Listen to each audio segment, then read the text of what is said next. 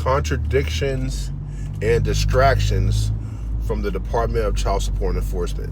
The Department of Child Support Enforcement idea of helping families or approving them is a little confusing.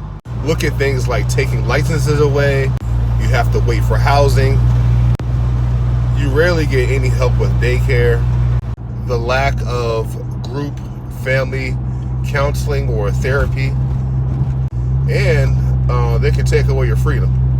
And I believe the agenda sometimes is to cause a lot of confusion. You know, sometimes they take both sides of an argument and things like that. This confusion usually causes moms and dads to go back and forth like in a tennis match. And in the end result, you get a lot of bigotry, contradictions. You get a lot of preventions of seeing each other's kids, obstacles, a lot of unfairness, and a lot of disagreements. Child support enforcement sits at both sides of the table at the arguments, kind of causing more confusion. Both sides of parties can make valid points like, kids need health care.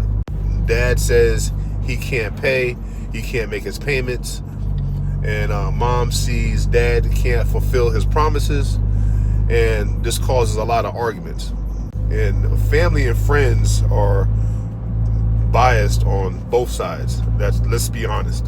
So this great confusion happens until basically a lot of moms just say, well, I give up. I'll leave it all in the hands of the Department of Child Support Enforcement. You can look up certain cases. The Walter Scott case is a big case when he got shot and killed for not paying child support, for running from the police. His license was suspended, and it caused a lot of confusion. A lot of people say, well, he should have paid. The Office of Social Services say they have departments that can help fathers if you qualify.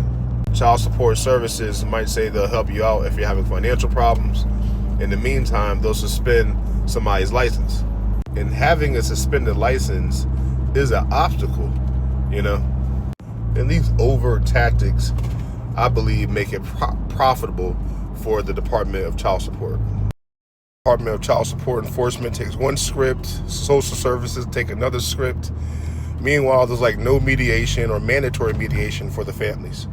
Now, without focusing on the big picture of the kids and taking care of what the custodial parent needs are, you're going to have a lot of distractions or trivial things come up, focus on silly arguments, and just being, hateful toward each other. It's very non-constructive. Mom, kids, dad, everybody gets hurt. So work together without the Department of Child Support.